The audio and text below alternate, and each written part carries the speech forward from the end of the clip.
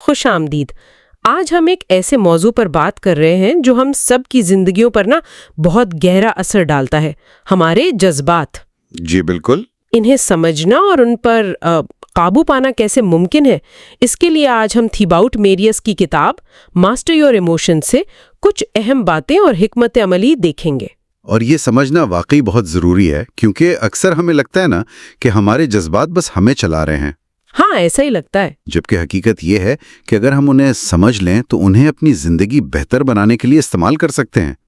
تو آج کی گفتگو کا مقصد یہی ہے کہ اس کتاب سے وہ عملی طریقے، وہ ٹولز نکالیں جو سننے والے اپنی زندگی میں لاگو کر سکیں۔ بالکل۔ تو آئیے پھر دیکھتے ہیں کہ یہ ذرائع ہمیں جذبات کی اس پوری دنیا کے بارے میں کیا سکھاتے ہیں، مطلب وہ اصل میں ہیں کیا، کون سی چیزیں ان پر اثر ڈالتی ہیں، اور ہم انہیں مثبت تبدیلی کے لیے کیسے استعمال کر سکتے ہیں۔ جی تو شروع کرتے ہیں اسی بنیادی سوال سے کہ جذبات آخر ہیں کیا؟ ٹھیک۔ سب سے پہلی اور مجھے تو بہت دلچسپ لگی یہ بات کہ ہمارا دماغ خوشی کے لیے نہیں بنا، مطلب بنیادی طور پر یہ بقا کے لیے ڈیزائن ہوا ہے۔ ہاں، سروائیول کے لیے۔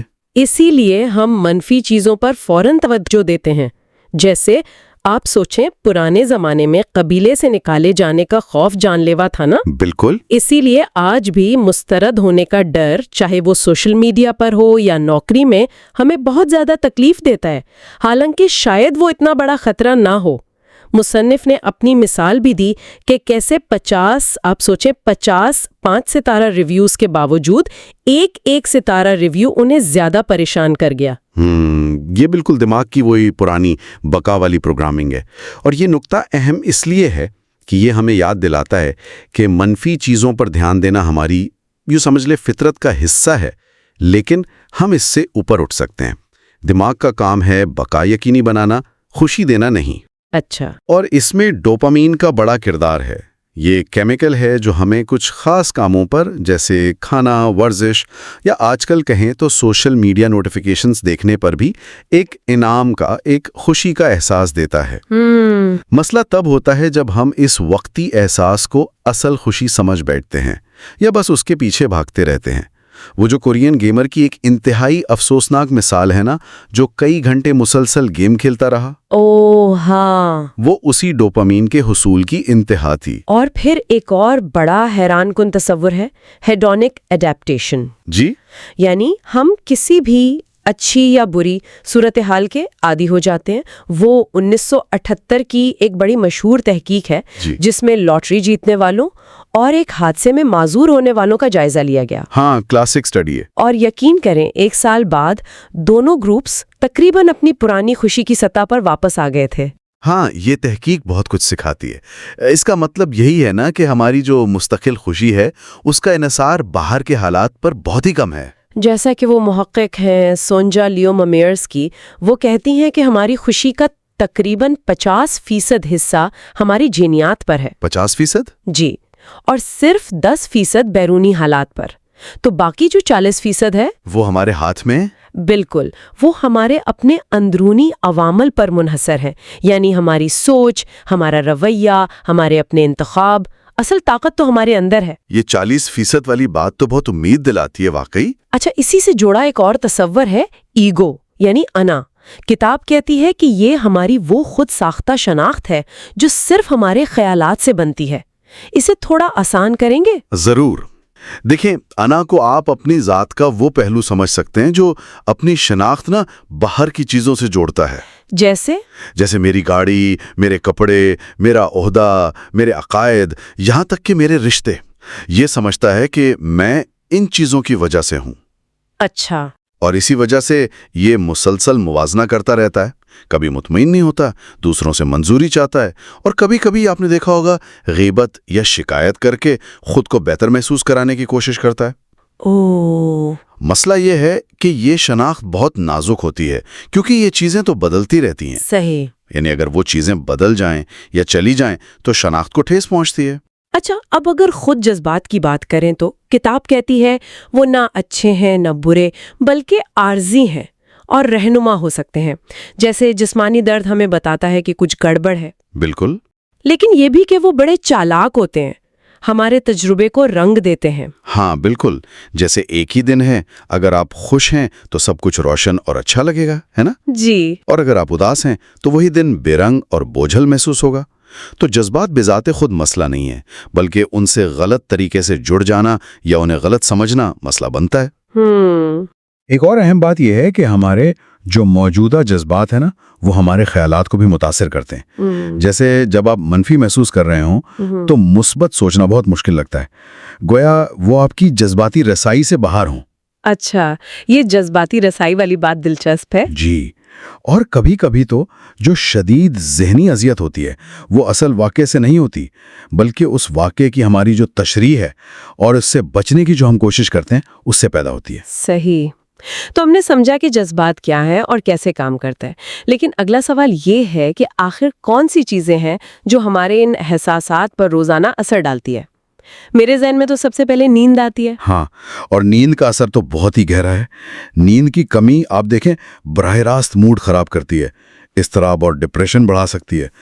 ایک تحقیقی ادارہ ہے رینڈ یورپ، ان کے مطابق تو جو لوگ 6 گھنٹے سے کم سوتے ہیں ان میں موت کا خطرہ بھی بڑھ جاتا ہے۔ ارے RPNAS جو ایک مشہور سائنسی جریدہ ہے، اس میں ایک تحقیق چھپی تھی کہ سونے سے پہلے یہ جو ہم الیکٹرانک آلات استعمال کرتے ہیں نا، فون، ٹیبلٹ وغیرہ، ہاں، سبھی کرتے ہیں۔ یہ میلاٹونن نامی کیمیکل کو جو نیند لانے کے لیے ضروری ہے 50% تک کم کر سکتا ہے۔ 50%؟ اوہ، یہ تو کافی سنگین بات ہے۔ تو پھر بہتر نیند کے لیے کچھ آسان ٹپس کیا ہو سکتی ہیں جو کتاب بتاتی ہے؟ کچھ بہت بنیادی چیزیں ہیں، جیسے کمرے میں مکمل اندھیرا رکھنا، سونے سے کم 1 گھنٹہ پہلے سکرینز یعنی فون، ٹی وی، کمپیوٹر، ان سے پرہیز کرنا۔ 1 گھنٹہ پہلے؟ مشکل ہے ویسے۔ مشکل ہے لیکن ضروری ہے۔ اور سونے کا ایک مستقل معمول بنانا، یعنی روز تقریباً ایک ہی وقت پر سونا اور جاگنا۔ یہ چھوٹی چھوٹی تبدیلیاں بھی نا بڑا فرق لا سکتی ہیں۔ صحیح۔ اچھا، نیند کے علاوہ ہمارا جسم وہ بھی ہمارے جذبات پر اثر انداز ہوتا ہے۔ یہ بات مجھے بڑی دلچسپ لگی کہ صرف ہمارے کھڑے ہونے یا بیٹھنے کا انداز ہمارے احساسات بدل سکتا ہے۔ یہ بالکل درست ہے۔ ہارورڈ کی ایک سماجی ماہر نفسیات ہیں ایمی کڈی، ان کی تحقیق بہت مشہور ہے پاور پوزنگ پر۔ جی، سنا ہے۔ انہوں نے دکھایا کہ صرف 2 منٹ کے لیے آپ پورا تماد انداز میں کھڑے ہوں، جیسے سینہ تان کر، ہاتھ کمر پر رکھ کر، اچھا، تو اس سے جسم میں ٹیسٹوسٹرون جو اعتماد والا ہارمون ہے جی، وہ بڑھتا ہے، اور کورٹیسول جو تناؤ والا ہارمون ہے وہ کم ہوتا ہے۔ گویا آپ کا جسم آپ کے دماغ کو سگنل بھیج رہا ہے کہ آپ پر اعتماد ہے۔ واہ۔ ایک اور مصنف ہیں ڈیوڈ کے رینالڈز، انہوں نے تو اپنی کتاب میں باقاعدہ تجربہ کر کے دکھایا کہ کیسے جھک کر بیٹھنے اور منفی جملے دہرانے سے انہیں ڈپریشن جیسا محسوس ہونے لگا، اور پھر جیسے ہی وہ سیدھے ہو کر بیٹھے اور مثبت انداز اپنایا، وہ کیفیت بدل گئی۔ کمال ہے۔ تو جسمانی حالت اتنی طاقتور ہے، اور یقیناً ورزش کا بھی ذکر ہے۔ ورزش تو ذہنی صحت کے لیے انتہائی مفید ہے۔ بوسٹن یونیورسٹی کے ایک پروفیسر ہیں مائیکل آٹو، ان کا ایک کال ہے کہ جب آپ برا محسوس کریں تو ورزش نہ کرنا ایسا ہی ہے جیسے سر درد میں آپ ایسپرین نہ لیں۔ اچھی مثال ہے۔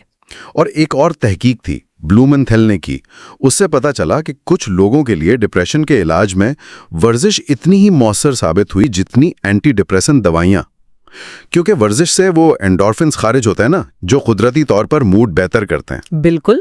جسم کے بعد یقیناً ہمارے خیالات کا نمبر آتا ہے۔ وہ ریلف والڈو ایمرسن نے کہا تھا نا، انسان وہی بن جاتا ہے جس کے بارے میں وہ دن بھر سوچتا ہے۔ بالکل، خیالات ہی تو ہمارا جذبات کی بنیاد ہیں۔ مراقبہ یا میڈیٹیشن اسی لیے مفید ہے کہ یہ ہمیں اپنے بھٹکتے ہوئے خیالات، جسے بندر ذہن کہتے ہیں، ہاں، بندر ذہن، اس پر قابو پانا سکھاتا ہے۔ انہیں صرف دیکھنا، مشاہدہ کرنا، بغیر ان میں الجھے۔ اسی طرح تصور یعنی ویژولائزیشن، یہ بھی ایک طاقتور ٹول ہے۔ کیسے؟ کیونکہ ہمارا دماغ جو ہے نا، وہ حقیقی اور تصوراتی تجربے میں زیادہ فرق نہیں کر پاتا۔ اگر آپ کامیابی کا تصور کریں تو آپ کے اندر ویسے ہی مثبت جذبات پیدا ہو سکتے ہیں جیسے حقیقی کامیابی پر ہوتے ہیں۔ اچھا، یہ تو زبردست ہے۔ اور خیالات کے ساتھ ساتھ الفاظ کا بھی بڑا کردار ہے۔ کتاب کہتی ہے کہ میں کوشش کروں گا کہنے کے بجائے میں کروں گا کہنا زیادہ طاقت دیتا ہے۔ ہاں، الفاظ میں بہت طاقت ہے۔ مثبت تصدیقات یعنی پازیٹیو افرمیشنز اسی اصول پر کام کرتی ہیں۔ یہ کیا ہوتی ہیں؟ یہ مختصر مثبت جملے ہوتے ہیں جنہیں حال میں بیان کیا جاتا ہے، جیسے میں پراعتماد ہوں یا میں پرسکون ہوں۔ انہیں بار بار دہرانے سے ہم اپنے لاشعور کو، اپنے اندرونی یقین کو بدل سکتے ہیں۔ مشہور موٹیویشنل سپیکر ہیں ٹونی رابنز، وہ انہیں انکینٹیشنز کہتے ہیں۔ اچھا، اور وہ تو یہ بھی کہتے ہیں کہ ان کے ساتھ جسمانی حرکات بھی شامل کریں تاکہ ان کا اثر اور زیادہ ہو۔ دلچسپ۔ اچھا، ان بڑے عوامل کے علاوہ کتاب میں سانس لینے کے انداز، ماحول اور موسیقی کا بھی مختصر ذکر ہے، جیسے تیز موسیقی سے جوش آ جاتا ہے یا پرسکون موسیقی سے سکون ملتا ہے۔ جی ہاں، یہ چیزیں بھی اہم ہیں۔ گہری اور آہستہ سانس لینا یہ فوری طور پر جسم کے ریلیکسیشن رسپانس کو، یعنی پرسکون ہونے والے نظام کو متحرک کر سکتا ہے۔ ہمارا ماحول، یعنی ہم کن لوگوں کے ساتھ وقت گزارتے ہیں یا ہماری جگہ صاف ستھری ہے یا نہیں، یہ بھی ہمارے موڈ پر اثر ڈالتا ہے۔ ہاں، یہ تو ہے۔ اور موسیقی تو براہ راست ہمارے جذبات کو چھیڑ سکتی ہے۔ ایک ایتھلیٹ ہیں کرسٹوفر برگلینڈ، وہ اپنی کارکردگی بڑھانے کے لیے خاص گانوں کی پلے لسٹ استعمال کرتے تھے۔ یہ سب چھوٹے چھوٹے ٹولز ہیں جو ہمارے جذباتی ہتھیار خانے کا حصہ بن سکتے ہیں۔ بالکل۔ تو ہم نے سمجھا کہ جذبات کیا ہے اور ان پر کیا اثر انداز ہوتا ہے۔ اب سب سے اہم سوال، اگر ہم کسی منفی جذبے میں پھنسے ہوئے ہیں تو اسے تبدیل کیسے کیا جائے؟ کتاب ایک فارمولا بتاتی ہے، تشریح پلس شناخت پلس تکرار از ایکول ٹو مضبوط جذبہ۔ ہاں، یہ فارمولا سمجھنا بہت ضروری ہے۔ تشریح کا مطلب ہے کہ آپ کسی واقعے کو کیا معنی دیتے ہیں، یعنی اپنا نظریہ۔ بالکل۔ مثلا نوکری سے نکالے جانا ایک شخص کے لیے تباہی ہو سکتا ہے، دوسرے کے لیے نئے موقع کا دروازہ۔ شناخت کا مطلب ہے اس تشریح یا خیال سے خود کو جوڑ لینا، یہ سوچنا کہ میں ناکام ہوں بجائے یہ سوچنے کے کہ میں اس بار ناکام ہوا۔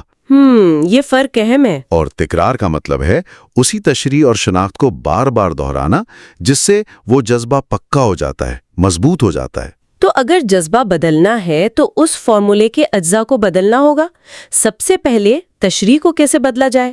کتاب کہتی ہے واقعات تو غیر جانبدار ہوتے ہیں۔ بالکل، بارش بذات خود اچھی یا بری نہیں ہوتی، ہماری تشریح اسے اچھی یا بری بناتی ہے۔ تو تشریح بدلنے کے لیے ہمیں اپنے بنیادی مفروضوں یعنی ازمپشنز پر سوال اٹھانا ہوگا۔ اچھا، کن مفروضوں پر؟ ہم زندگی سے کیا توقعات رکھتے ہیں؟ کیا ہم یہ مانتے ہیں کہ زندگی میں کوئی مسئلہ نہیں آنا چاہیے، یا مجھے ہمیشہ سب کی منظوری ملنی چاہیے؟ یہ جو غیر حقیقی مفروضے ہوتے ہیں نا، یہ اکثر منفی تشریحات کا باعث بنتے ہیں۔ ان مفروضوں کو پہچاننا اور انہیں چیلنج کرنا یہ پہلا قدم ہے۔ یہ تو گہری بات ہے اور شاید آسان بھی نہیں ہوگا اپنے مفروضوں پر سوال اٹھانا۔ اچھا، فارمولے کا دوسرا حصہ تھا شناخت، یعنی اس خیال سے جڑ جانا۔ اس سے کیسے بچا جائے؟ اس کے لیے جانے دینا یعنی لیٹنگ گو کا تصور بہت اہم ہے۔ جذبات توانائی ہیں، انہیں دبانے سے وہ ختم نہیں ہوتے بلکہ اندر جمع ہوتے رہتے ہیں۔ پہلا قدم ہے آگاہی، یعنی یہ جاننا کہ آپ کیا محسوس کر رہے ہیں بغیر کسی فیصلے کے۔ بس محسوس کرنا؟ ہاں، بس محسوس کرنا۔ پھر اس جذبے کو غیر جانبداری سے مشاہدہ کرنا، جیسے آپ آسمان پر بادلوں کو گزرتے دیکھ رہے ہوں، وہ آپ کا حصہ نہیں ہے، بس گزر رہے ہیں۔ ٹھیک ہے نا، بجائے اس کے کہ میں اداس ہوں، اس سے آپ جذبے سے تھوڑا فاصلہ پیدا کرتے ہیں، اس سے اپنی شناخت نہیں جوڑتے۔ اچھا، سیڈونا میتھڈ کا بھی ذکر ہے جو اسی جانے دینے میں مدد کرتا ہے۔